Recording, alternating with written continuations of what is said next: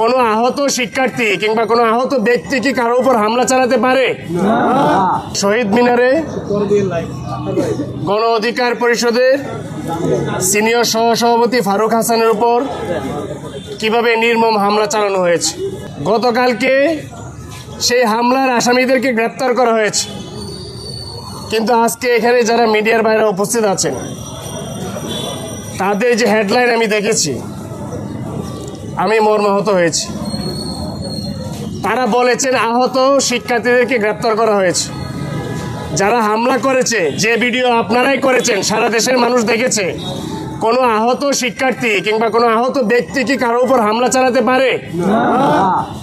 তার মানে এটি সুস্পষ্ট মিডিয়ার দ্বিচারিতা, যেটি আমরা শেখ হাসিনার আমলেও দেখে আসছি, যে সরকার ক্ষমতায় থাকে সেই সরকারের বাইরে আপনারা কথা বলতে চান না।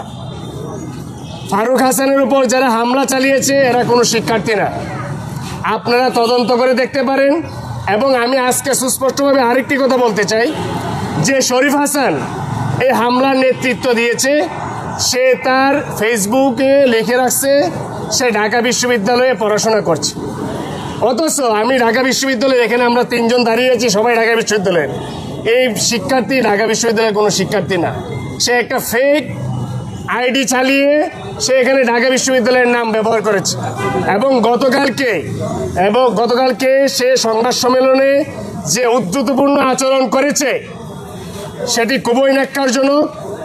এই ধরনের হামলা চালানোর পরে এই ধরনের সন্ত্রাসী যদি এই ধরনের বক্তব্য রাখে, তাহলে আমি বলবো যে আমাদের সকল নেতাকর্মীরা, ছাত্র অধিকার পরিষদ সহ সকল নেতাকর্মীরা এদেরকে যেখানেই পাবে সেখানেই প্রতিহত করবে। আমরা দেখেছি এই হামলায় শুধুমাত্র 2 জন জড়িত ছিল না, এই হামলায় 10 থেকে 15 জনের একটি বাহিনী তারা এখানে জড়িত ছিল। শুধুমাত্র 2 জনকে গ্রেপ্তার করা হয়েছে, তারা এখন শাহবাগ থানায় আছে, একটু পরে আদালতে ওঠানো হবে।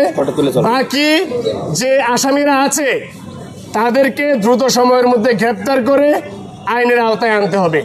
আমি একটি বিষয় আরও বলতে চাই, শেখ হাসিনার আমলে আমরা দেখেছি যে ছাত্রলীগের সন্ত্রাসীদেরকে আওয়ামী লীগ আমলে গ্রেপ্তার করা যেমন কঠিন ছিল, সরকারের বিভিন্ন পর্যায় থেকে যেরকম চাপ তৈরি করা হচ্ছিল, ঠিক তেমনিভাবে এই যে সন্ত্রাসীরা ফারুক হাসানের উপর যারা হামলা চালিয়েছে তাদেরকে গ্রেপ্তারের ক্ষেত্রেও একই অবস্থা বর্তমান সময়ে দেখা যাচ্ছে।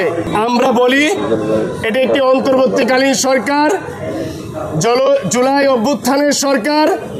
এই সরকার আমাদের রক্তের উপর প্রতিষ্ঠিত হয়েছে। সুতরাং এইখানে ন্যায় বিচার প্রতিষ্ঠার লক্ষ্যে যদি কেউ কোনো উপদেষ্টার গাফলতি লক্ষ্য করা যায়, তাকে বলবো সে যেন তার জায়গা থেকে পদত্যাগ করে।